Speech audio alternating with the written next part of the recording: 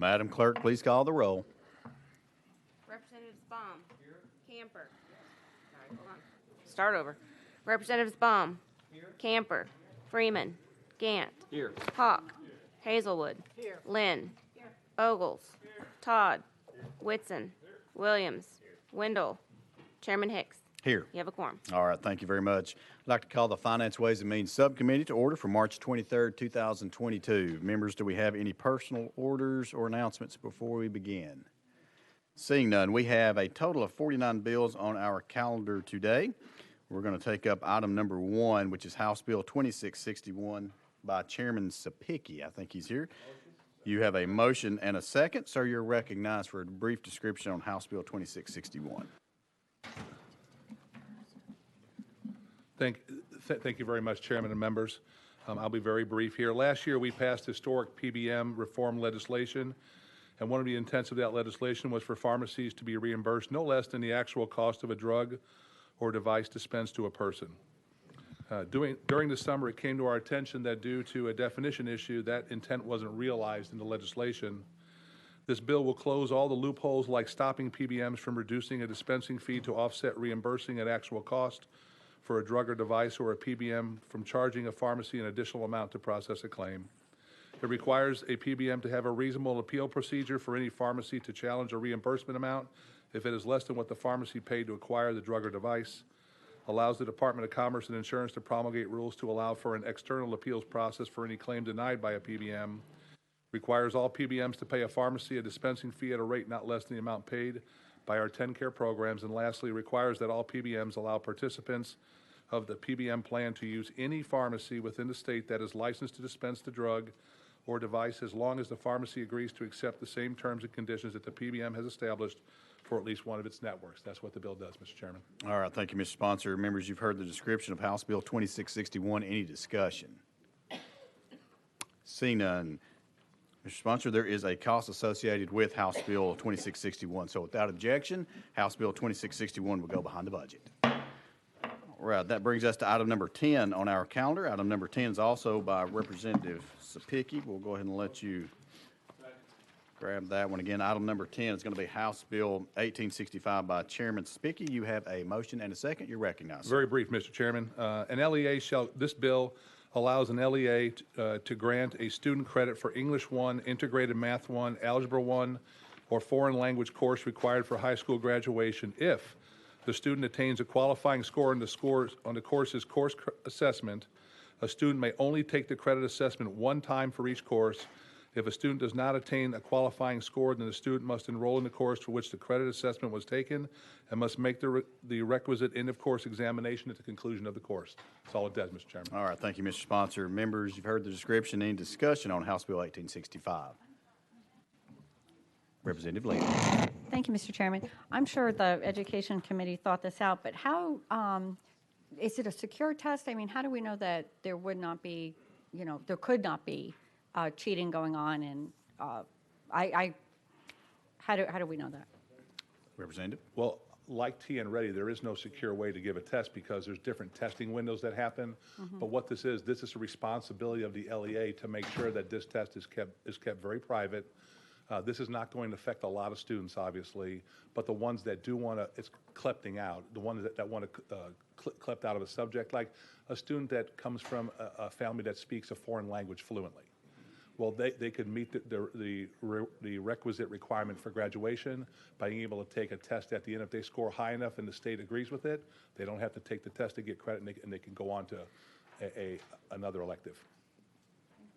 Thank you. Members, further discussion on House Bill 1865? Seeing none, House Bill 1865 does have a cost associated with it, so without objection, we will have to place it behind the budget and consider it at a later date. Without objection, behind the budget. Thank you, Chairman. Thank you, Chairman. All right, members, we're going to skip around just a little bit. So we're going to go now to item number 49.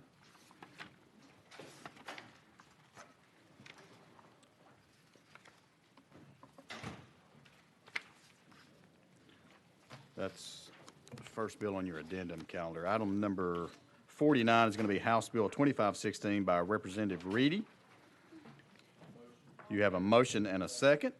Thank you, Mr. Chairman and committee members. I do need to add an amendment here on there that rewrites the bill. All right, let's get the amendment. You have a motion. Do we have a motion? We have a motion, a second on the amendment. Any discussion on the amendment? The drafting code of that is 15998. That's correct. It's what I have, 015998. Any discussion? Seeing none, we're now voting on Amendment 015998 to House Bill 2516. All those in favor say aye. All those opposed, no. The ayes have it. We're back on the bill as amended. You are recognized for a brief description. Thank you, Mr. Chairman and committee members. This is the Flood Resilience Task Force bill that will, of course, the change on the amendment was setting the date that the task force shall end. Members across the state of Tennessee, of course, you know or do know what happened in Humphreys County, the loss of 20 lives, the loss of 600 homes, plus 2 school buildings and the whole fleet of buses. Coming to find out through Flood Ready Tennessee and the Pew Charitable Trust, who have been helping with this piece of legislation, they proved that every 3 days we've got a flood event somewhere here in the state of Tennessee. So working through the task force and several departments being involved, we can do a statewide task force to find out what we need to do to protect lives and property in the future. Thank you, Mr. Chairman. All right, thank you, Representative Reddy. Members, you've heard the description of House Bill 2516. Any discussion? Seeing none, House Bill 2516 does have a cost associated with it, so we will have to place it behind the budget, consider it at a later date. So without objection, House Bill 2516 will go behind the budget. Thank you, Chairman and Committee. All right, members, that brings us back to item number 2. Item number 2 on our calendar is going to be House Bill 2668 by Chairman Zachary. You have a motion and a second. You are recognized for a brief description on House Bill 2668. Thank you, Mr. Chairman and Committee. I'm carrying this on behalf of Speaker Sexton. Members, this simply puts our commission, TWRA, and TBI officers in line with what we've done for our state troopers related to the defined benefit after retirement. With that, I'll be glad to answer any questions. All right, thank you for this description. Members, any discussion? Seeing none, there is a cost associated with House Bill 2668, so we will have to place it behind the budget, consider at a later date. So without objection, House Bill 2668 goes behind the budget. Thank you, Mr. Chairman and Committee. All right, that brings us to item number 3 on our calendar. It's going to be House Bill 2132 by Speaker Pro Tem Marsh. You have a motion, a second. Sir, you're recognized for a brief description on House Bill 2132. Thank you, Mr. Chairman. I'd like to announce real quickly that I have a young lady shadowing me today from Lincoln County, Michaela Erickson. She's with the Eagle Forum. Well, please welcome her. She's already taught me a lot. Item number 3 is HB 2132. This is to allow small metro governments have the right to charge more on their hotel motel tax, up to 6%. This does not affect Davidson County with a metropolitan government of the state with a population of excess of 25,000. This act does not levy the tax. It simply authorizes the council of these 2 metropolitan governments to enact a tax by ordinance of the Metropolitan Council. With that, I'll answer any questions. All right, thank you for this description. Members, any discussion on House Bill 2132? Seeing none, we're now voting on House Bill 2132, moving on to full finance. All those in favor say aye. Aye. All those opposed, no. The ayes have it. House Bill 2132 moves to full finance. Thank you, Chairman.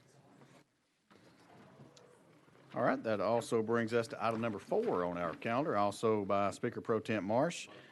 House Bill 2129, you've got a motion to second. You're recognized for a brief description. Thank you, Mr. Chairman. This bill is brought to us by the TWRA, and we're dealing with the Wildlife Management Endowment Fund that people that buy a lifetime sportsman's license, and this money has accumulated in with the TWRA. They've got $71 million in this fund right now. They're able to basically draw a small amount of interest of $113,000 a year by creating this endowment fund through the help of the Attorney General and our treasurer. They're able to start this irreparable trust, and they now can put this money in with the treasurer in the consolidated retirement type plan, and we feel like we're going to be able to increase that $113,000 to $4 to $5 million per year, which will help them not have to increase hunting and fishing license in the future, in the near future. With that, I'll answer any questions. All right, thank you, Speaker Pro Tem Marsh. Members, you have heard the description. Any discussion on House Bill 2129? Seeing none, we're now voting on House Bill 2129, moving on to full finance. All those in favor say aye. Aye. All those opposed, no. The ayes have it. House Bill 2129 moves to full finance. That brings us to, we're going to switch over and go to item number 18 now. Item number 18 is going to be House Bill 2146, and I'll give you just a second to get there. Again, this is going to be by Speaker Pro Tem Marsh. You have a motion and a second. You're recognized on House Bill 2146 for a brief description. Thank you, Mr. Chairman. This bill comes from the governor's office, and with the help of the Department of Safety, we're trying to make some changes with the commercial driver's license program. We're trying to allow, with this bill, there's more funding in the governor's budget to fund more positions with the Department of Safety to do audits, to allow them to have third-party skills testers across the state to alleviate the truck driver shortage. We're hearing from our Department of Safety that there's 3,000 potential drivers held up in the testing procedures right now. If we change this, that should take care of that bottleneck. We're hearing also that there's a shortage in the nation of 60,000 truck drivers currently, and if we don't do things like this, it's going to get a lot worse. It's also going to allow 18-year-olds in the state to travel intrastate and drive in tractor trailers. So I'll answer any questions. All right, thank you, Mr. Sponsor. Any discussion on House Bill 2146? Chair Lady Hazelwood, you're recognized. Thank you, Mr. Chairman. And I just want to thank the Speaker Pro Tem for bringing this bill. I have had a number of constituents, particularly in the recent months, call. They have completed training, but they've been unable to get their test and get their license. And you know better than I the nice wages that are being paid by trucking companies for these drivers. So anything that we can do to help them get on the road, and we all know that we have supply chain issues across the country and across the state, so this will certainly help alleviate that. Thank you for bringing it. Thank you. Thank you. Leader Camper. Thank you, Mr. Chairman. Thank you, Speaker. I agree. I'll just echo her sentiments because I've been getting calls from local businesses in Memphis that could actually provide this service, but because of how the law and the statute is right now, they're not in a position to be able to do it, and they have a waiting list, like you said, of people just trying to get their licensure. And I think this is going to go a long way to help with just the whole supply chain problems that we're experiencing right now. If we get these truckers on the road, it's going to take us, to where we need to be. So I support the bill and look forward to see, the growth that's going to come out of this. Thank you, Mr. Chairman. You recognize. I really appreciate that. And in our company alone, we've got over 100 trucks sitting idle with no drivers, and we're doing all kind of advertising, paying bonuses, and nothing seems to work. But I do want to commend the governor's office and really the Department of Safety and Commissioner Long and Elizabeth Stroker. We've met all during the last year trying to come up with some things that will make it easier. There's a lot of laws and regulations that are federal that we cannot touch, but we're trying to change everything we can in the state to make it better. Thank you. Thank you. Representative Ogles, you're recognized. Thank you, Chairman. To the sponsor, I like 99% of this bill. I'm a little concerned in dropping that age to 18 on the semi-truck drivers, especially air brakes, and those are pretty complicated machines to operate. I just know personally how I drove when I was an 18-year-old versus a 21-year-old, and I'm a little concerned with the data. Even the car rental agencies, insurance agencies, we have substantial data to substantiate that 18-year-olds, 19-year-olds, 20-year-olds drive differently. There's different driving patterns. I just hope as a state we'll really monitor that, and if this becomes a problem, if there's lots of wrecks, fatalities associated with those younger drivers, I hope in the future we would definitely revisit this if we see that trend carry over from every other driving aspect into our commercial licensing. Thank you, sponsor. Speaker Marsh. Thank you. I agree, and there is a movement in the federal government to allow this also. So there's a lot of studies going on about allowing. What happens in this is, out of high school, we miss all the potential drivers coming out of high school because they cannot legally drive until they're 21. So with us changing this, they can drive out of warehouses, maybe across town and right back, and learn how to drive before they do get out on the road. So I think it's a good start. Representative Ogles. I just definitely hope that's the case, and we're not putting young and experienced drivers on the interstate with very complicated machinery. And I just hope we don't look back at this in a couple of years and see that maybe in an effort to fill a necessity that we maybe went down a path that we may find regretful. I hope those younger drivers, I just hope their training is extensive and they will be put, I would say, on a, just for and I understand the delivery drivers doing routes around the metropolitan areas, but I'm especially worried about putting them on interstates with families and vehicles being so young and inexperienced behind the wheel. But thank you to the sponsor. Speaker Marsh. And I agree, and I will hope that they do that. And I know our company, we will train the heck out of them because we've got really high liability if something does happen. So we want to make sure that these guys are safe. Thank you. All right, thank you. Further discussion on House Bill 2146. Seeing none, we're now voting on House Bill 2146, moving on to full finance. All those in favor say aye. All those opposed, no. The ayes have it. House Bill 2146 moves to full finance. Thank you, Chairman. All right, that brings us back to item number 5.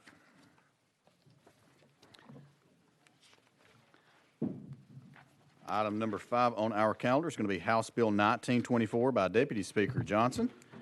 We have a motion to second. Sir, you're recognized on House Bill 1924 for a brief description. Thank you, Mr. Chairman. I may be out of order, but I have a shadow today. Eli Bogart, who is a senior at Stewart County High School. He's going to attend Austin Peay State University next fall. Let's go Peay. So please welcome Eli. Stand up, Eli. All right.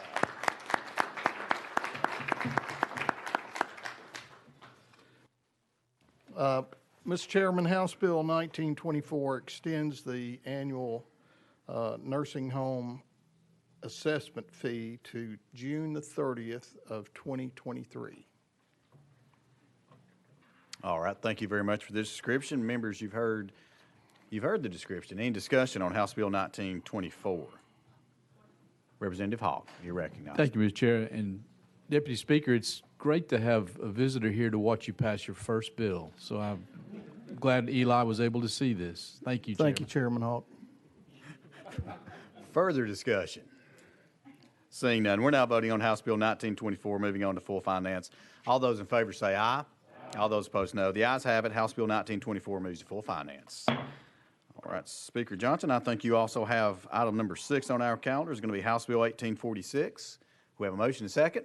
You have a motion and second. You're recognized for a brief description. Thank you, Mr. Chairman. House Bill 1846 increases from $175,000 to $200,000 the home value for property tax relief for disabled veterans.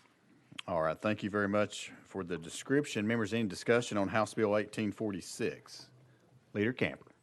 Thank you, Mr. Chairman. Thank you for the bill. Are you raising it because you believe that it's keeping up with the current cost of the housing market right now, or why did you with consider inflation and the home prices? Right. You're exactly right. Okay, thanks. Thanks, Mr. All right, further discussion, House Bill 1846. Seeing none, there is a cost associated with House Bill 1846, and it does pain me to have to do this to you, my good friend, but we will have to place it behind the budget and consider it at a later date. Thank you, Mr. Chairman. I could see the pain in your face. Thank you, committee. Hold on one second. I think the chair lady would like to be recognized. I just want to point out to your shadow that a 50% average in this committee is still very good. I don't want him to leave here thinking that you're a failure. Thank you, chair lady. Thank you, committee. All right, without objection, House Bill 1846, without objection, behind the budget.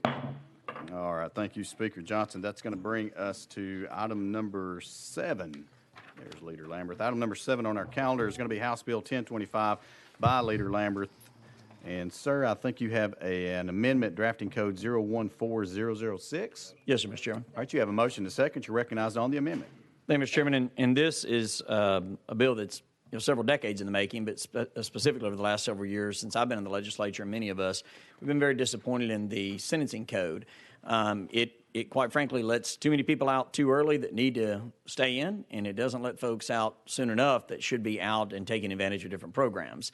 This bill would literally reset our sentencing code, top to bottom, every single crime at 100%, but at the average that folks are actually serving now. And so we looked back and worked with fiscal review and legal, and everybody did a fantastic job of really looking at how long are people actually serving. And so, I mean, right now, if you get a 10-year sentence at 30%, you're not going to serve 10 years. You're not going to serve 5 years. You're unlikely to serve 3 years. I mean, you may be up for parole in as little as 17 months. Maybe you get out, maybe you don't, but it just isn't a system that works. So we went through all of that in criminal justice. This amendment actually complies with the discussion that happened there. They passed it with the understanding that we were making sure we weren't reducing anything significantly from a policy standpoint, but just reflecting the actual sentences that are being served. Now, Mr. Chairman, I will say in doing that, the fiscal note in this bill is still approximately $10.8 million a year. I will say that that is minuscule in comparison to the cost of lives and the pain that both defendants, families, and especially victims and victim families have to go through and going back and forth to the parole board over and over and over again. Parole board folks do a great job, but it's just not something they should ever have to do. So with this amendment, I understand this will go behind the budget, but there are several truth in sentencing bills this year. I support every single one of them. I mean, the closer we can get to truth in sentencing, and so that everybody knows when somebody goes in how long they're going to serve, it just simply works better as a system. I will mention that this bill also has built into it, and the amendment does too, a 1-year supervised release right at the very end. And I mentioned this just as something to consider as we go forward this year. That would allow TDOC to have a mechanism to both reward good behavior and, quite frankly, punish bad behavior. So if someone's not doing the programs they should or misbehaving while behind bars, they should serve longer. It shouldn't be assumed that you're going to get out earlier just for sitting there and doing your time. That's how the good time credit system works now. So with that, Mr. Chairman, I know I understand probably my destination here, but I appreciate the committee listening to that brief description on what has been a true, really a product of just kind of my passion, and I know y'all's, to try to make Tennessee a safer place. All right, members, thank you very much. You've heard the description on the amendment. Any discussion on the amendment? Seeing none, we're now voting on Amendment 014006 to House Bill 1025. All those in favor say aye. All those opposed, no. The ayes have it. We're back on the bill as amended, and I think you've just described the bill. Is that correct? Any discussion on the bill as a whole? Seeing none, as the sponsor has alluded to, there is a cost associated with House Bill 1025, so we will have to place it behind the budget to consider it at a later date. So without objection, House Bill 1025 will go behind the budget. Thank you, Mr. Chairman, members of the committee. Thank you. All right, that brings us to item number 8 on our calendar. Item number 8 is going to be House Bill 1852 by Chairman Boyd. You have a motion and a second. You're recognized for a brief description on House Bill 1852. Thank you, Mr. Chairman and committee. House Bill 1852 has actually been a work in progress for about 2 years. It updates the statute with regard to how members of veterans of the U.S. Armed Forces are able to buy time into the Tennessee Consolidated Retirement System. And so, just to give you a little history, members of the armed forces that served before 1975, if they gained employment by the state or a local government that was covered by TCRS, those members were given the credit. So essentially, at the end of your first year of state service, you were actually at the end of 5 years toward retirement. That cost was absorbed 100% by the state or the local government. And just as we have created a new hybrid retirement plan in 2014, this is kind of a 2.0 veterans program.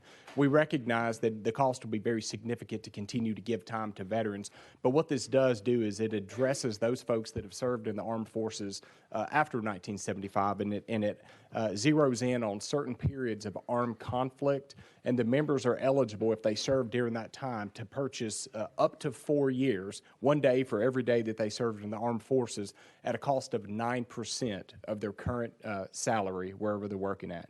And Mr. Chairman, I'll take any questions. All right, thank you, Chairman.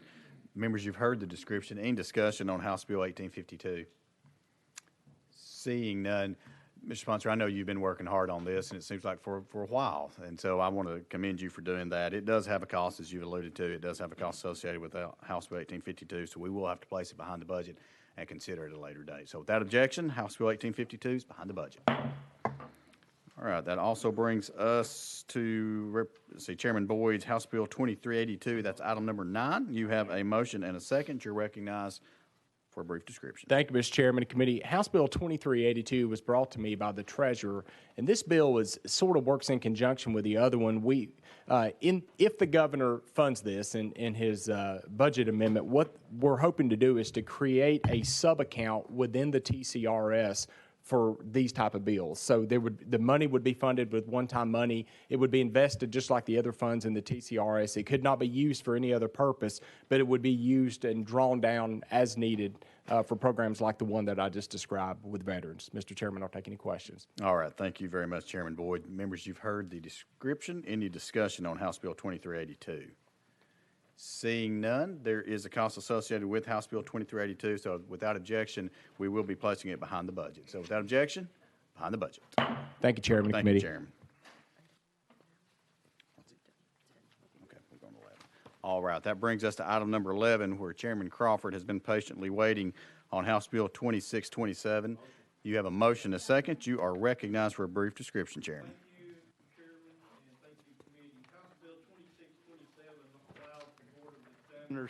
The flexibility to license competent engineers and landscape architects who are currently unable to be licensed under the current law.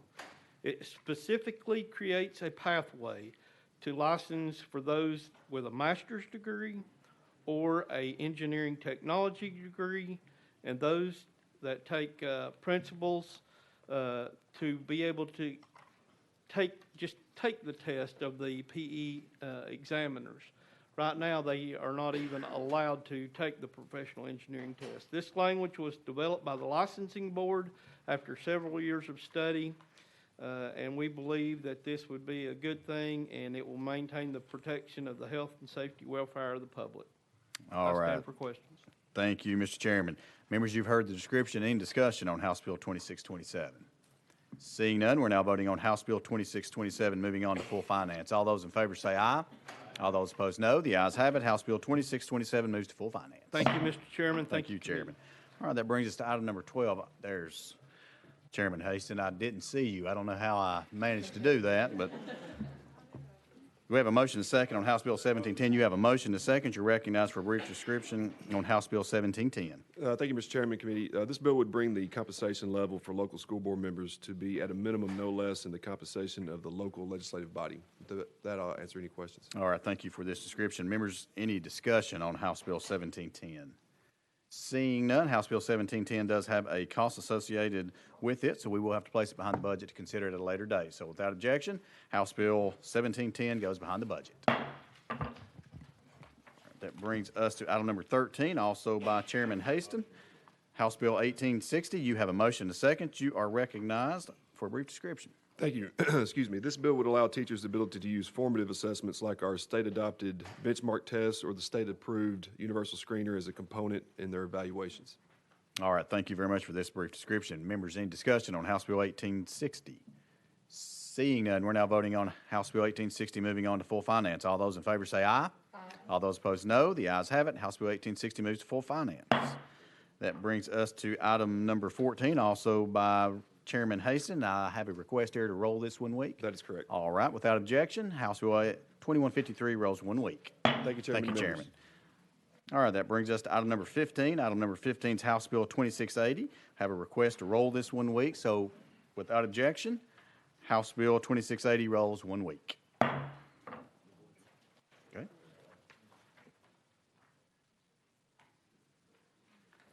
Representative Ogles, you need to be recognized. Take the treasurer. Members, we're going to move over right quick to item number 43. Item number 43 is going to be House Bill 2271 by Representative Ogles. You have a motion and a second. You are recognized on House Bill 2271 for a brief description. It looks like there's an amendment that we need to put on. Give me just a second. Drafting code is 015926, Chairman. All right, that does rewrite the bill. So let's go ahead and get the amendment on, then we'll recognize you for a description. You have a motion and a second on the amendment. Any discussion on the amendment? Seeing none, we're now voting on Amendment 015926 to House Bill 2271. All those in favor say aye. Aye. Aye. All those opposed, no. The ayes have it. Now we're back on the bill as amended, House Bill 2271, and you are recognized, sir. Thank you, Chairman, members of the committee. This piece of legislation, it just expands our efforts in Tennessee to combat human trafficking and the sex trade in the state. The amendment added kidnapping, aggravated kidnapping, and especially aggravated kidnapping to the list of offenses that are eligible for criminal asset forfeiture. And that's criminal on conviction. We're not talking about civil. This is criminal asset forfeiture. And this is just targeting kind of the worst of the worst. If a child is kidnapped and put in an SUV or taken to a house, that's already an offense that's worthy of someone's life being taken. You can use self-defense or use defense of a third party and take somebody's life for kidnapping a child. This piece of legislation simply says we're also going to take your assets. All right. Thank you, Representative Ogles, for this description. Members, in discussion, Chairman Williams, you're recognized. Just had a quick question. I noticed we put the bill on here. Is this amendment that we put on? And I appreciate what the sponsor's doing in the subject matter, but I didn't know if the criminal committee prior to us had reviewed this amendment. If we're just putting it on in here, tell me or share with me the process how you got here. Thank you, Chairman. Thank you, Chairman, for that question. The criminal committee added aggravated rape of a child, aggravated rape, and rape, as well as commission of a terrorist act. The Senate actually got in front of us on this piece of legislation. The kidnapping, aggravated kidnapping, especially aggravated kidnapping, are kind of sub-offenses usually that fall under the trafficking and involuntary labor servitude, which was already on the legislation. This simply just kind of cleaned it up, and the fact that if somebody, if law enforcement or a DA had trouble getting the forced servitude for commercial trafficking, and there was an ability to get them for the kidnapping, aggravated kidnapping, it would just allow those assets to be taken in that case. I don't believe it substantially changes the piece of legislation. It just kind of adds those subcategories that are already under trafficking and involuntary forced servitude to the piece of legislation. Chairman Williams.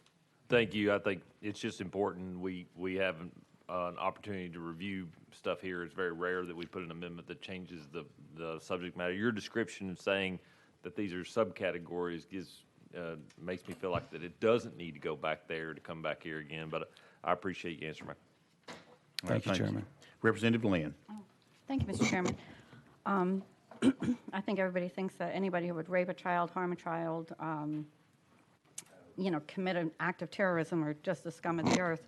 But taking their assets is curious to me. Usually, we will take the assets of someone who's, stolen money and they purchase something with those assets, or sold drugs, and we know that they purchase things with that crime. So is there a nexus? How are we able to take their assets, or is it that they were trafficking and it's presumed that the money they earned from trafficking purchased the items that we're seizing? Representative Ogles. Thank you very much for that question. The legislation states that it has to be directly tied to the commission of the crime or used in the commission of crime. For instance, it would have to be a vehicle that was used to transport somebody to or from committing the crime. That vehicle would have to be used in commission of the crime, or somebody would have to be transported to a piece of property, a home, an establishment, and in that case, that home, if directly tied to the crime and the criminal aspect, it would be eligible for seizure. And there's judicial discretion at play here too. This is not saying that, if you've borrowed somebody's car and they have no idea that a crime's going to be committed, mom or grandmother's car is not going to be taken. It has to be somebody that's committing the crime or has knowledge of the crime being committed before that asset would be eligible. Representative Lynn. Thank you, Mr. Chairman. All right, thank you. Further discussion on House Bill 2271. Seeing none, we're now voting on House Bill 2271, moving on to full finance. All those in favor say aye. All those opposed, no. The ayes have it. House Bill 2271 moves to full finance. Members, while we're at 43, we're going to back up one space and grab item number 42. We have a guest. I know the treasurer is interested in this particular piece of legislation, and I don't want to, I can tell he's enjoying his time, but I certainly would like to go ahead and take this up. So let's go to item number 42 on our calendar. It's going to be HJR 715 by Chairlady Hazelwood. You have a motion and a second. You're recognized. Thank you, Mr. Chairman. This is a resolution that would propose to amend Article 2, Section 31 of the Tennessee Constitution in order to allow investment of state funds and equities. Obviously, equities synonymous with stocks. Currently, the Constitution prohibits the state from becoming an owner in whole or in part of any bank or stockholder with others in any association, company, corporation, or municipality. So because of this prohibition, we can only, as a state, invest funds in debt instruments like U.S. bonds, notes, and treasury bills. We've all seen the volatility of the stock market, the bond market, and so forth, but this prohibition can lead to limiting the state in the amount of return that we receive on our investment. That, in turn, inhibits the state's ability to provide needed services to our citizens. It also impacts the value and the full funding of our pensions and other things. So the proposed amendment language would just provide that state funds may be invested in equities with the adoption of an investment policy that would be developed by the governing body or state official charged with carrying out the purpose or objectives of the fund or trust administered by the state. The policy would have to be approved by the state treasurer and the comptroller. If this amendment is passed during this General Assembly, as everyone here is well aware of the constitutional process, it would then need to be passed during the next General Assembly by a 2/3 vote, and then finally be placed on the ballot during the next gubernatorial election, which would be 2026. With that, Mr. Chairman, I stand ready for any questions. All right, Chairlady, thank you very much. Members, any discussion on HJR 715? Chairman Hall?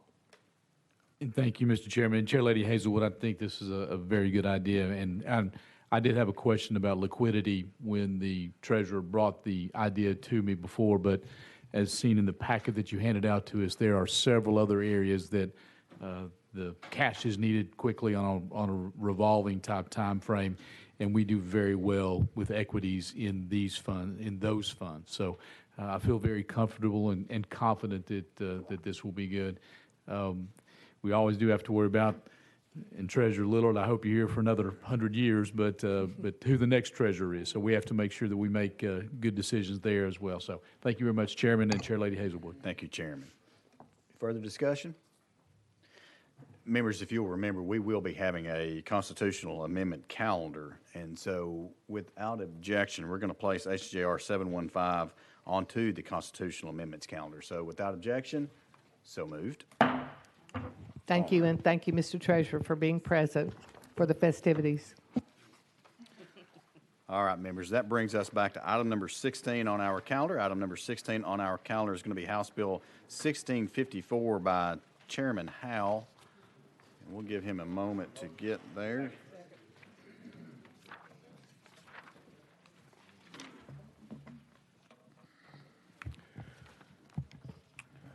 Thank you, All Mr. right, Chairman. Chairman Howell, you are recognized on House Bill 1654. You do have a motion and a second.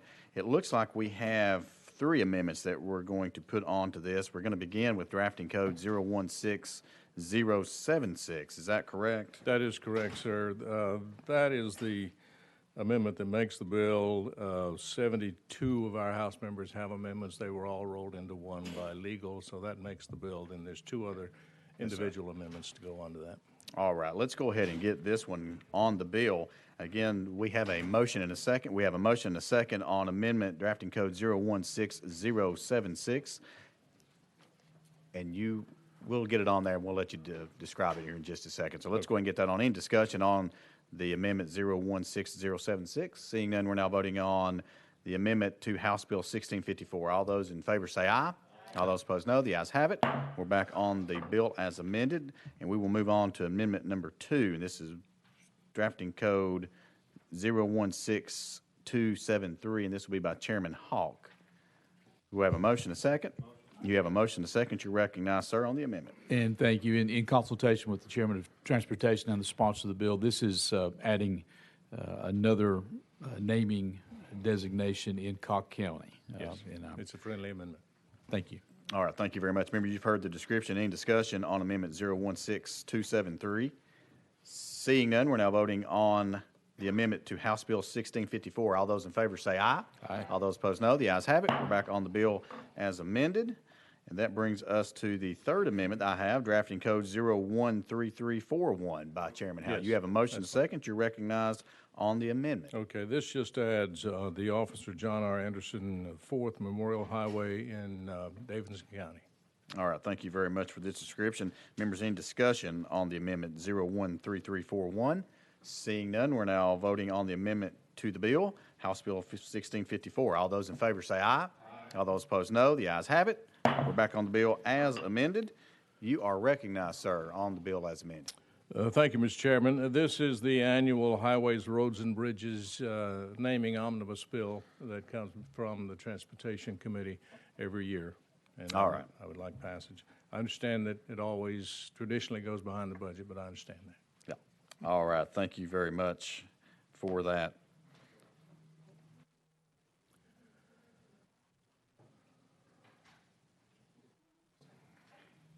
All right, members, you've heard the description of House Bill 1654. Any discussion?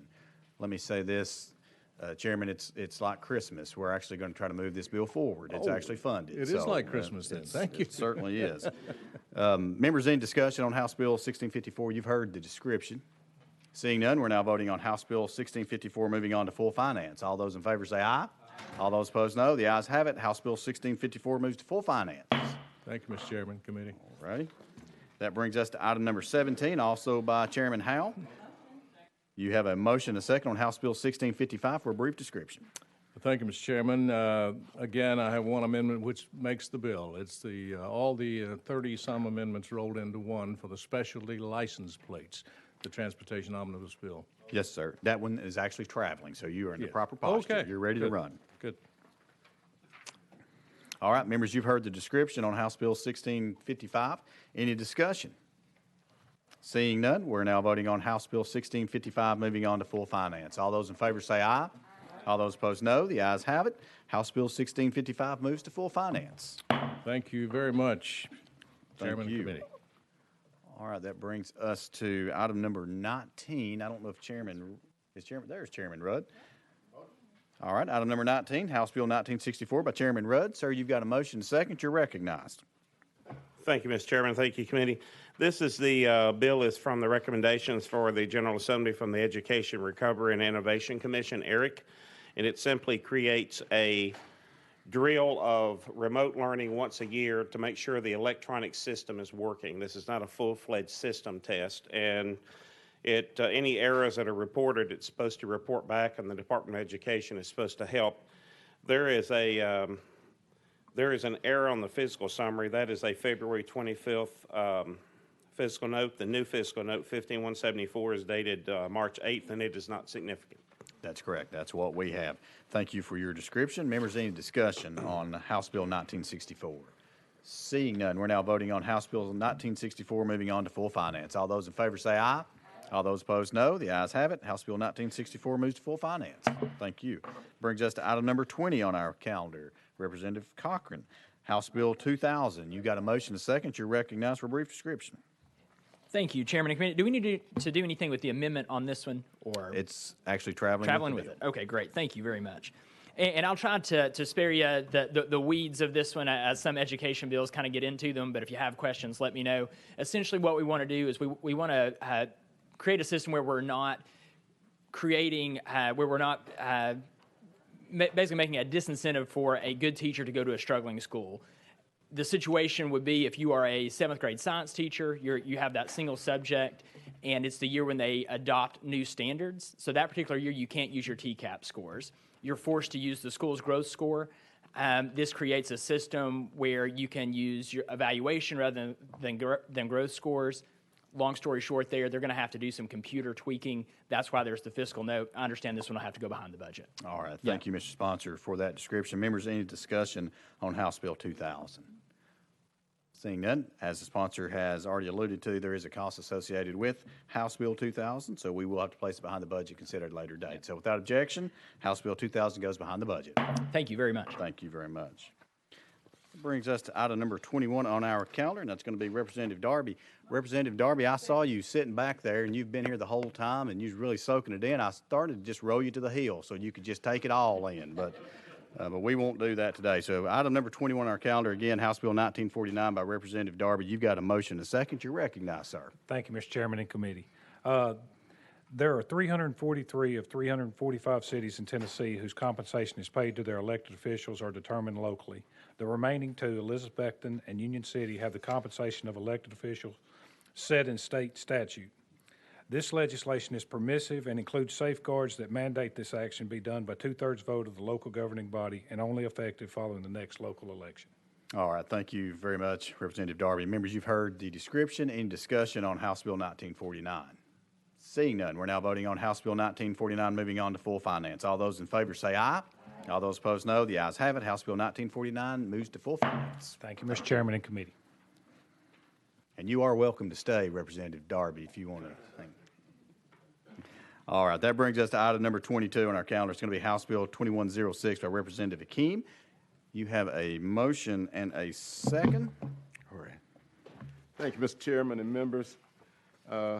What this bill does is broaden the curriculum offering in grades 5 through 8 in our school system, and it would not take effect until 2025, which is after the Social Studies Task Force will have done their work. And with that, Mr. Chairman. Representative Hakeem, I think you've got an amendment. Let's go ahead and get that on the Yes, bill sir. if you would like to. Let's make sure we have the right drafting code 016009. Yes, sir. Is that correct? All right, you have a motion and a second. You want to describe the amendment? What the amendment does is move the start date in schools to 2025. All right. This would be after Social Studies Task Force has done its job. It does not afford any additional expense between now and that time.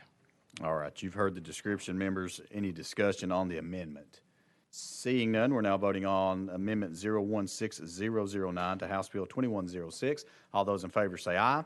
All those opposed, no. The ayes have it. We're back on the bill as amended. Sir, you're recognized, and I think you've already described the bill. Yes, sir. So, members, any discussion on House Bill 2106? Seeing none, we're now voting on House Bill 2106, moving to full finance. All those in favor say aye. All those opposed, no. The ayes have it. House Bill 2106 moves to full finance. Thank you. Thank you, Chairman and members. All right, that brings us to item number 3, waiting. Okay, there's Representative Hall. He's moved on me. Item number 23 is going to be House Bill 677 by Representative Hall. Sir, you have a motion and a second. You are recognized. Thank you, Mr. Chairman and committee. House Bill 677 is undergoing some minor adjustments, and I respectfully ask that House Bill 677 be rolled for 1 week, sir. All right, thank you very much. Members, you've heard the request that House Bill 677 be rolled 1 week. Any objections? Seeing none, House Bill 677 is rolled 1 week. Thank you for that. That brings us to item number 24 on our calendar. Item number 24 is going to be House Bill 847, also by Representative Hall. Sir, you are recognized. We have a motion and a second. You have a motion and a second. Now you're recognized. Thank you, Mr. Chairman. There is an amendment. It is traveling, so you are ready to describe your bill. Yes, sir. House Bill 847 was brought to me by the Tennessee School Board Association, and we seek to make the great state of Tennessee not only competitive but more attractive for special education teachers. This scholarship program would provide some financial support. However, the recipient must commit to a 3-year commitment to our great state. And with that, Mr. Chairman, I renew my motion. All right, thank you very much, Mr. Sponsor. You do have a motion to second. And let me say this, that you have impeccable timing. I literally had this same discussion with some of my special ed directors over in one of my counties over in actually Claiborne County. So this is definitely a problem. And so this is something that is certainly bringing some solution. So I appreciate you doing that. Members, any discussion on House Bill 847? Seeing none, unfortunately, it does have a cost, and so I know you're going to continue to work, and I look forward to working with you as well as we try to get this across the finish line. So without Any more discussion? Seeing none. Does have a cost, so we will have to place it behind the budget, but we will consider it at a later date. So without objection, House Bill 847 will go behind the budget. Representative Todd, you're recognized. Mr. Chairman, do you mind if we take up item number 34? Chairman Weaver has been waiting a while. Thank She's you. got to get to Absolutely. another committee, if that's feasible. We sure can. There she is. We will call her on up. Members, let's go to item number 34. Item number 34 on our calendar is going to be House Bill 1544 by Representative Weaver. You have a motion to second. You're recognized for a brief description. Thank you, Chairman. Thank you, members. Yes, House Bill 1544 basically is a permits registration plates to be renewed every 24 months instead of 12. So but I wanted to make a couple comments just for the record so that everyone is clear that this bill creates an entirely new plate class. And the design of the license plate will be up to the department. We spoke in the committee prior to this that it would only pertain to standard plates. This means that we're going to need to do an entirely new plate. It's not available on commercial, specialty, personalized, or other non-standard plates. And it's not to be confused with the new license plates that we have the option of now, which is In God We Trust. I needed to clear that up. This was just brought to me about 20 minutes before the 11th hour, and the Department of Revenue and the clerk's office wanted us just to be sure we were on the right page. All right. Thank you very much, Representative Weaver. Members, you've heard the description. Any discussion on House Bill 1544? It is. Yes. Any discussion? Seeing none, we're now voting on House Bill 1544, moving on to full finance. All those in favor say aye. All those opposed, no. The ayes have it. House Bill 1544 moves to full finance. That brings us to item number 35 on our calendar. Item number 35 is going to be House Bill 1899, also by Representative Weaver. We have a motion to second. You have a motion and a second. You're recognized for a brief description on House Bill 1899. Thank you, Chairman. And it is amended, and the amendment we are looking at is 014660. This authorizes a teacher to hold who is holding a second or third temporary teaching permit to apply to the Department of Ed for a practitioner license to continue teaching the course or subject area taught pursuant to the teacher's temporary permit under the certain conditions which are listed in the bill before you. It requires the State Board of Education to establish the requirements for a limited licensed issuance and to develop a pathway for that teacher who possesses a limited license to obtain a practitioner's license. This is a very good tool in the toolbox to really address our teacher shortage, to keep these teachers who want to be in the classroom in the class and allow them to move on and get their practitioner's license as well. This is very, very, I guess what I would say is it's flexible and helpful to our LEAs. All And I'm right, open thank for you. any questions. Thank you, Representative Weaver. And again, I'll say it's very timely. So we certainly appreciate you sir. bringing this bill forward. Members, any discussion on House Bill 1899? Leader Camper.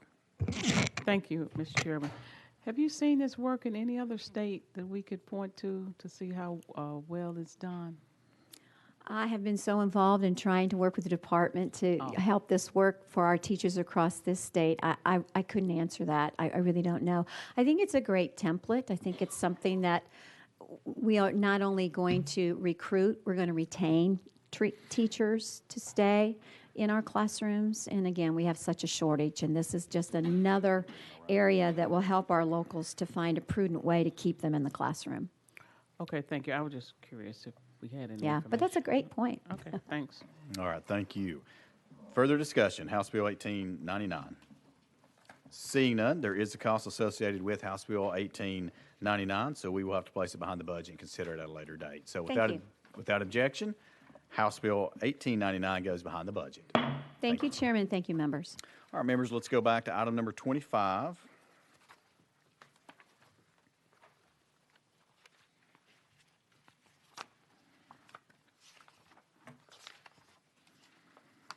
All right, item number 25 on our calendar is House Bill 1317 by Representative Hardaway. I don't see him, so without objection, we'll roll this to the Hill. Brings us to Representative Manis. Oh, there he is. Didn't see him. All right. Item number 26 is going to be House Bill 2419 by Representative Manis. You have a motion and a second. You are recognized, sir. Restaurant owners across the state. I will try to make my comments very brief, but I just want to share some important facts with you. An estimated 76% of eateries in Tennessee are independently owned, and restaurants employ more minority managers than any other industry. Nationally, since 2019, 90,000 restaurant locations have closed, either temporary or permanently. We're asking TASER to study a few of the following issues: staffing challenges specifically related to the industry, studying permitting costs and other costs related to training necessary to operate a local restaurant in our state, and study other possible barriers and challenges to the restaurant business, and how the state might help minimize those barriers. I'll try to answer your questions. All right. Thank you, Representative Manis. You've heard the description. Members, any discussion on House Bill 2419? Seeing none, we will be placing House Bill 2419 on a special calendar for bills that create TASER studies. And so we'll be letting everyone know when that date and time will be at a pretty soon to be notice that will be coming out. So without objection, House Bill 24, well, let me go back for just a second. Anyone have any questions or any discussion on this? I don't want to move too fast. Seeing none, we will, at this point, without objection, place House Bill 2419 onto the special TASER calendar. Thank you. So moved. Thank you, committee. All right, that brings us to item number 27 on our calendars. It's going to be House Bill 2697 by Representative Parkinson. Do we have a motion and a second? We have a motion and a second. You're recognized, sir. Thank you, Mr. Chair. Thank you, committee and the staff. Right now, under Tennessee law, you can become an instructor for either cosmetology or an instructor for barbering. And we also have a shortage of instructors in both cosmetology and barbering. What this bill does, it allows a cosmetology instructor to go back and pick up classes in barbering school that were not offered in their cosmetology instruction. And it also allows master barbers to go back and pick up classes that were offered in cosmetology, but that didn't match up in barbering class. When they pick up those classes as an instructor, they can then become a dual instructor for both barbering and cosmetology. All right. Thank you, Representative Parkinson, for this description. Members, any discussion on House Bill 2697? Seeing none, we're now voting on House Bill 2697, moving on to full finance. All those in favor say aye. All those opposed, no. The ayes have it. House Bill 2697 moves to full finance. Thank you, Mr. Chair, and members and staff. Appreciate it. All right, that brings us to item number 28 on our calendar. Item number 28 by Representative Powell. You have a motion and a second. Sir, you're recognized on House Bill 1274 for a brief description. Thank you, Chairman. This bill establishes a voluntary shared work and unemployment benefits program, allows certain employees to submit to the Department of Labor and Workforce Development for approval a plan to reduce work hours in exchange for employee access to a certain level of unemployment compensation benefits. Programs such as shared work unemployment benefit programs are designed as a reduction, as an alternative to layoffs for employers who have been faced with a difficult decision about reduction in available work. It also allows an affected group of employees the ability to collect unemployment benefits while working reduced hours.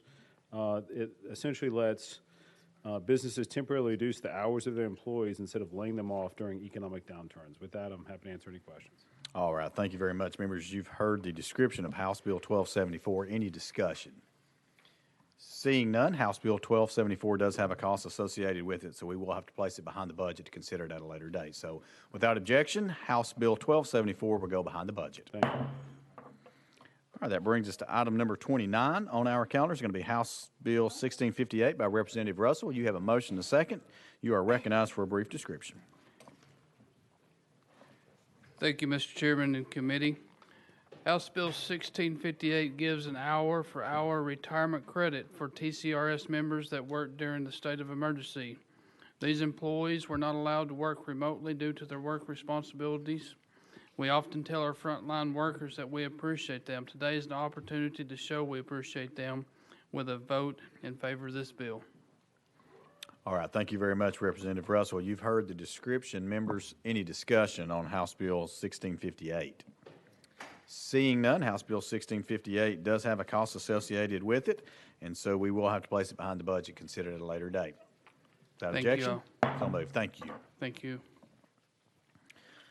All right, that brings us to item number 30 on our calendar. We're going to roll House Bill 1256 to the Hill without objection. So moved. That brings us to item number 31. We will also roll item number 31, House Bill 1738 to the Hill without objection. So moved. That brings us to item number 32. Item number 32 is House Bill 1741 by Representative Sparks. We will also roll this to the Hill. So without objection, so moved. That brings us to item number 23. Item number 23 is going to be House Bill 457 by Representative Thompson. 33? Yep, item 30, I'm sorry. Item number 33, I'll get that right. House Bill 457 by Representative Thompson. You have a motion and a second. You are recognized. Thank you, Mr. Chairman and members. HB 457 is a short and simple bill. Currently, the code requires that bail be paid to the clerk of the court only in cash. And this bill updates that requirement by allowing commonly used and verifiable methods of payment by adding credit cards, debit cards, and cash apps as methods of payment. It's permissive. It's we did add on in the amendment a provision that allows the court to add the fee charges for credit cards and debit cards as well. All right, thank you, Representative Thompson, for the description. Members, any discussion on House Bill 457? Seeing none, we're now voting on House Bill 457, moving on to full finance. All those in favor say aye. All those opposed, no. The ayes have it. House Bill 457 moves to full finance. Thank you, Chair and Committee.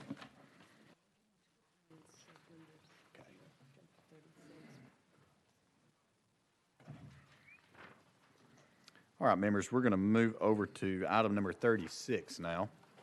Item number 36 on our calendar is going to be House Bill 2468. You have a motion and a second, Chairman Baum.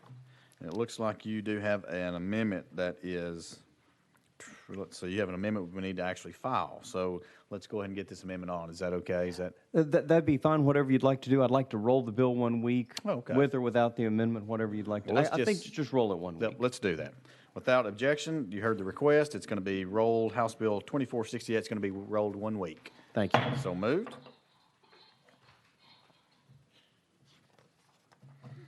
All right, that brings us to item number 38 on our calendar. Item number 38 is going to be House Bill.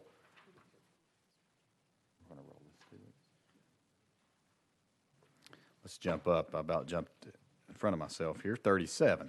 Let's go to item number 37 on our calendar. It's going to be House Bill 2846. I've got a request to roll this 2 weeks. So without objection, House Bill 2846 will be rolled 2 weeks. Now that brings us to item number 38. Item number 38 on our calendar is going to be House Bill 2194 by Leader Gant. You have a motion to second. You're recognized for a brief description, sir. Thank you, Mr. Chairman and committee, and I do have to apologize to this committee for last week. I did not do a very good job of describing what this bill does to Krista in physical review, so I take full responsibility for this measure, and would, the reason we've got it back a second time is we have the fiscal note corrected, and so now the fiscal note shows that there is not significant impact. So with that, Mr. Chairman, unless we want to re-explain the bill again, which I'm happy to, I would like to move it out if we could. All right, thank you very much, Leader Gant. Members, any discussion on House Bill 2194? Seeing none, we're now voting on House Bill 2194, moving on to full finance. All those in favor say aye. All those opposed, no. The ayes have it. House Bill 2194 moves to full finance. All right, that brings us to item number 39.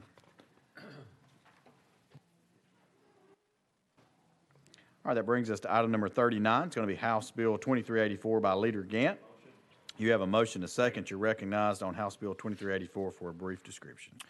Thank you, Mr. Chairman and committee. And this is being brought by Treasurer Lillard And what this is setting up it's establishing a length of service award program for volunteer firefighters. And with that, Mr. Chairman, I would move that we move this out. All right, members, you've heard the description. Any discussion on House Bill 2384? Seeing none, House Bill 2384 does have a cost associated with it, so we will have to place it behind the budget and consider it at a later date. So without objection, House Bill 2384 will go behind the budget. And that brings us, members, let's jump back. I see Representative Hardaway has showed up. Let's get, that's item number 25.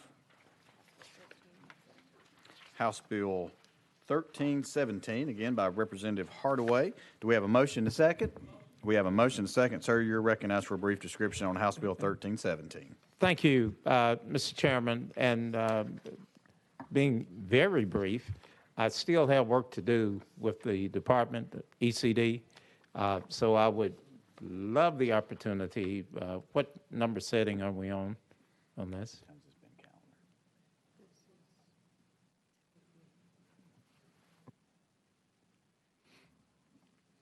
You have a role if you would like to do that? I'd like to do that, and when I come back, I'm going to have a perfect bill for you all to consider. That is what we like to hear. So without objection, you heard the request. Without objection, House Bill 1317 will be rolled 1 week. Thank you. Thank you, Thank you, members. All right, that brings us back. Item 40. All right, that brings us back to item number 40.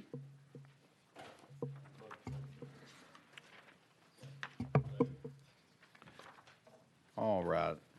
Item number 40 is going to be House Bill 1985. We have a motion and a second. Chair Lady Hazelwood, you're recognized. Thank you, Mr. Chairman. This is the annual hospital assessment bill. First passed in 2010. This is an annual voluntary hospital assessment. It will result in $602 million in state funds that will then be used to draw down federal match, and will together bring in $1.7 billion into the TennCare Fund. The bill this year, the rate for the assessment is 4.87%. And just a reminder, everybody on this committee has been here a while and has heard this before, but this assessment prevents reductions that otherwise would have to take into effect in services provided by nurse practitioners, PAs, and so forth. It prevents the elimination of funding for graduate medical education, which I know that is something a number of people on this committee are very interested in, a number of other things as well. But I think the bottom line is that this will allow TennCare and our state to continue to provide health care for our citizens. And the legislation does, as always, prohibit hospitals from increasing charges or adding a surcharge to patients to reimburse themselves for the assessment. So this is truly a voluntary assessments from the hospital into our healthcare system to make sure, as I said, that we have the ability to fund the services that our citizens need. With that, I would ask that we would move approval and move it on. All right, thank you, Chair Lady. Members, you've heard the description. Any discussion on House Bill 1985? Seeing none, we're now voting on House Bill 1985, moving on to full finance. All those in favor say aye. Aye. All those opposed, no. The ayes have it. House Bill 1985 moves to full finance. That brings us to item number 41. Item number 41 on our calendar is going to be House Bill 2640, also by Chair Lady Hazelwood. You do have a motion to second. You are recognized for a description. Thank you, Mr. Chairman, and I would point out the Deputy Speaker is no longer here, but I fully expect to beat his average. I've got to be at 66.67% with my completion rate today versus his 50. But this bill is looking, as we have talked about in previous years again, we are having some very flush times in our state. It's very difficult in a state with our tax structure to find ways to put dollars back into Tennesseans' pocketbooks on a non-recurring one-time basis because we don't know how long these flush times are going to last. This is just simply one idea about how we might do that. It would waive the state portion of the motor vehicle registration only for non-commercial Class A for motorcycles and autocycles and Class B passenger motor vehicles, and that would be for 1 year, July 1, 2022 through June 30, 2023. But it does have a small fiscal note. All right, thank you, Chair Lady, for this description. Members, any discussion on House Bill 2640? Oh, Leader Gamp. Madam Chair, what is the fiscal cost? I'm curious. Let's see. I have just got pending on my notes here.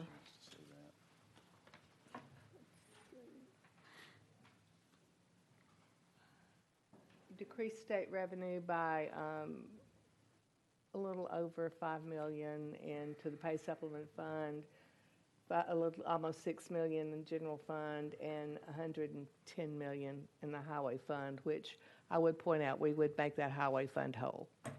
That would be the plan. Okay. But just there are a few dollars involved. Okay, thank you, Madam Chair.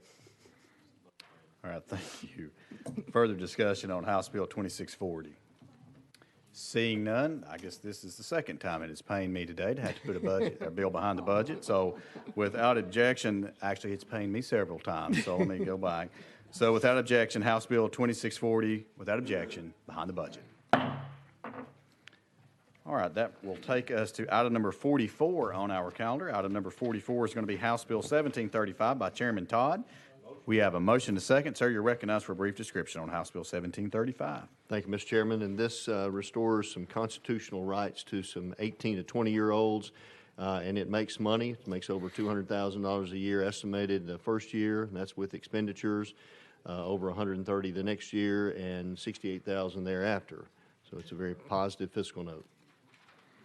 All right, thank you very much for this description. Members, any discussion on House Bill 1735? Seeing none, we're now voting on House Bill 1735, moving on to full finance. All those in favor, please say aye. All those opposed, no. The ayes have it. House Bill 1735 moves to full finance. Brings us to item number 45. Item number 45 is going to be House Bill 2776 by Chairman Todd. You have a motion and a second. You're recognized for a brief description. Thank you, Mr. Chairman. And what this does is basically eliminates the professional privilege tax for tax years starting May 31st of 2024 and thereafter, something that we should have done a long time ago. And I really hope that this committee and this body has the will to do this once and for all. I know there's some other efforts along the same way, but this is something that many of our professionals have been hampered with over the years. A number of them, even in voluntary, non-paid situations, still have to pay this tax. And I think it's just a travesty that we still have this on the books when we are flush with cash and our state economy is doing well. Many of these professionals are contributing significantly to that. And so I just don't see that we should be punishing them anymore for being in certain professions. So I know we've eliminated some of these professions already from this tax, and I think it's time to do away with all of them. So I appreciate passage of this when we can. All right, thank you, Chairman. Members, any discussion on House Bill 2776? Leader Camper. Thank you, Mr. Chairman. Representative Todd, do you know about how many are there left of these professions that are still paying? Chairman Todd. I don't remember. I'm looking at the fiscal note to see if it outlined that. I don't remember exactly. I think there's That's seven. Okay. It's okay. I was just Seven, curious. I believe. 7, thank you. All right, further discussion? Seeing none, as the sponsor has alluded to, there is a cost associated with House Bill 2776. So without objection, we will have to place it behind the budget and reconsider it at a later day. So without objection, House Bill 2776 behind the budget. All right, that brings us to item number 46 on our calendar. Item number 46 is going to be House Bill 2542 by Chairman Williams.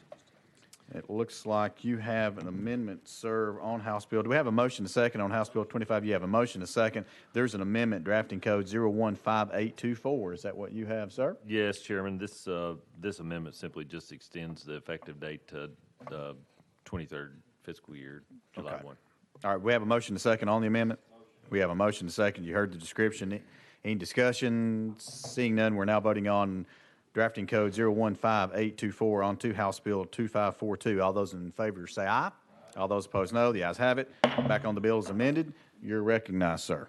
Thank you, Chairman and members. This is the third bite of the apple, I think, trying to deal with clerks. Currently, state law allows for county clerks to perfect liens at their local offices instead of having them sent to the Department of Revenue. Currently, our clerks are not receiving any of the local or state portion of that fee. This would increase the fee by $3 per transaction for perfecting those liens so that the clerk's office can collect said $3. I'm happy to answer any questions that the members might have. All right. Thank you, Chairman Williams. Members, you've heard the description. Any discussion on House Bill 2542? Seeing none, we're now voting on House Bill 2542, moving on to full finance. All those in favor say aye. All those opposed, no. The ayes have it. House Bill 2542 moves to full finance. Brings us to item number 47 on our calendar.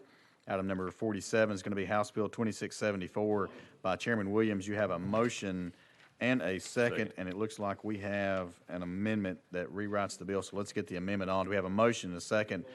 We have a motion second. Let's verify that drafting code 014888. Yes. Okay, that's correct. You have a motion second. You're recognized on the amendment. Let's go ahead and get that put on if that's okay with you. Any discussion? Seeing none, we're now voting on drafting code 014888 on to House Bill 2674. All those in favor say aye. Aye. All those opposed, no. The ayes have it. We're back on the bill as amended, and now, sir, you're recognized. Thank you, Chairman. Thank you, Chairman and members. This bill, similar to a bill that we passed out of this committee last year, deals with the way in which we calculate fiscal notes as it relates to corrections. This bill would revise the process through fiscal review where we would do an average, the highest of the 3-year average as it relates to cost increases and cost decreases in lieu of the 10-year that originally was a part of statute.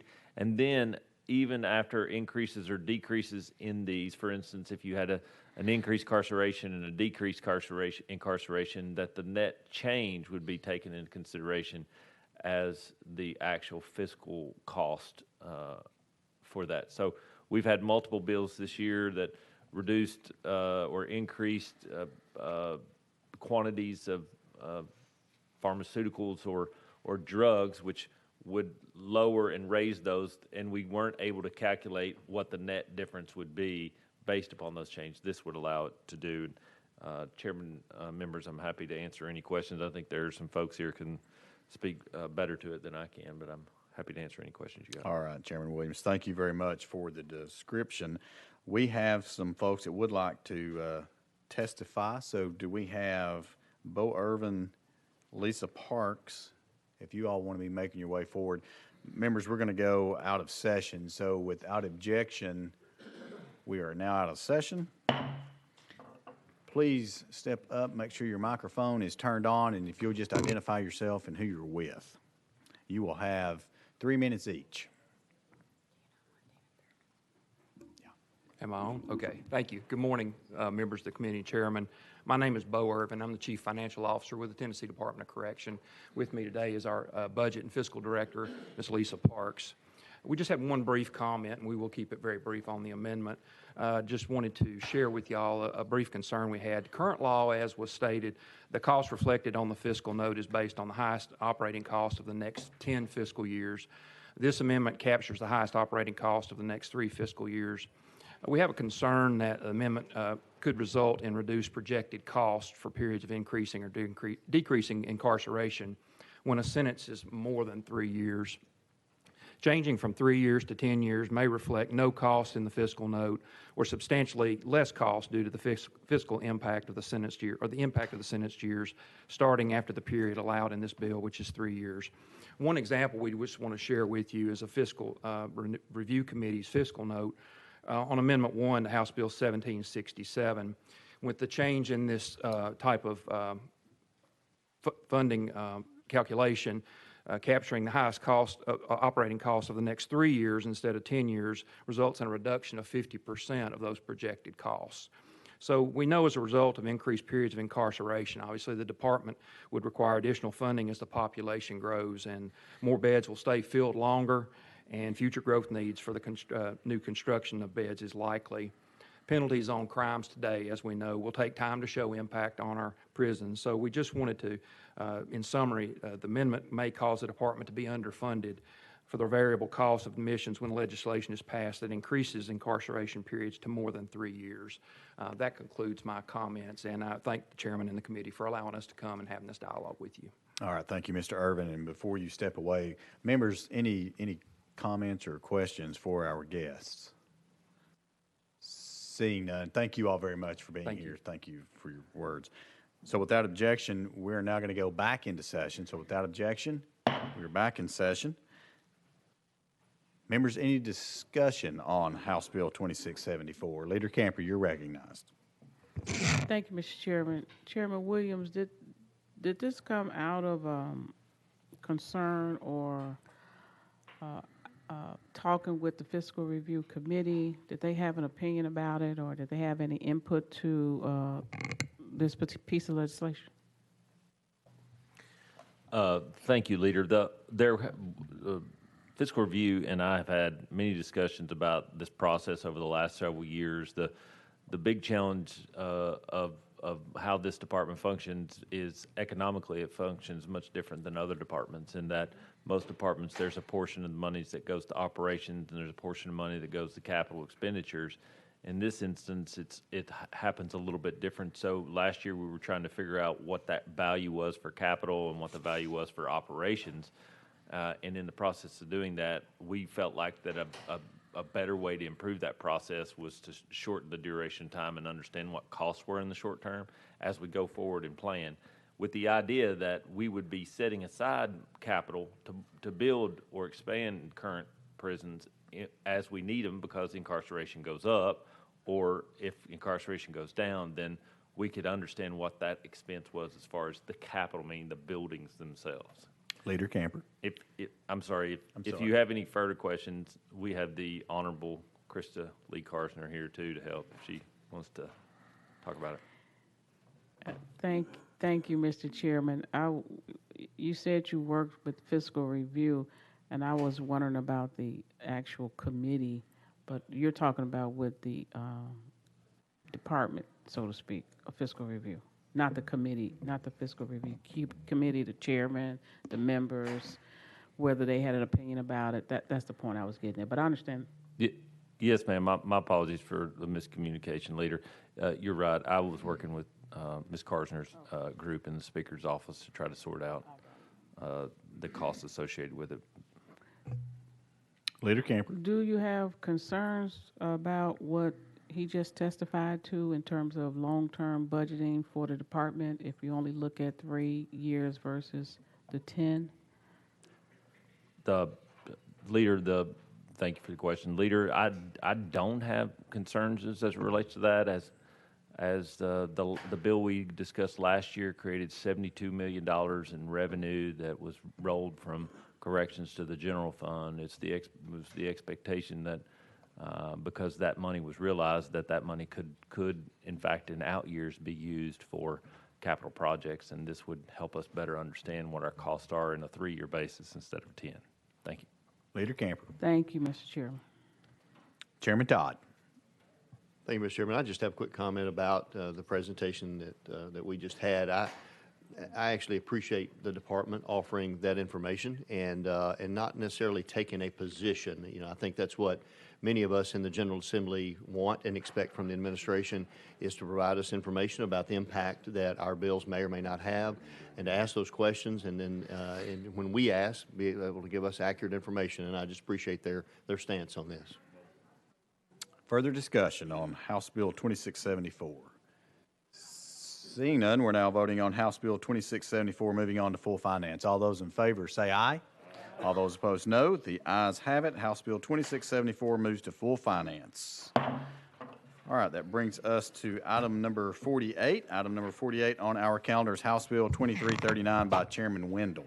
You have a motion to second. You're recognized for a brief description. Mr. Chairman, members, this provides a pay raise for the employees of the Department of Correction that did not receive a pay raise to the executive action of Governor Lee in this calendar year. All right, thank you very much. Members, you've heard the description. Any discussion on House Bill 2339? Seeing none, House Bill 2339 does have a cost associated with it, so we will have to place it behind the budget and reconsider it at a later date. So without objection, House Bill 2339 will go behind the budget. All right, members, that brings us to the end of our calendar, but anything, we are out of time. So anything that was rolled to the hill that was not taken up, we will roll that 1 week. Without objection, so moved. And without objection, we will stand adjourned. We stand adjourned.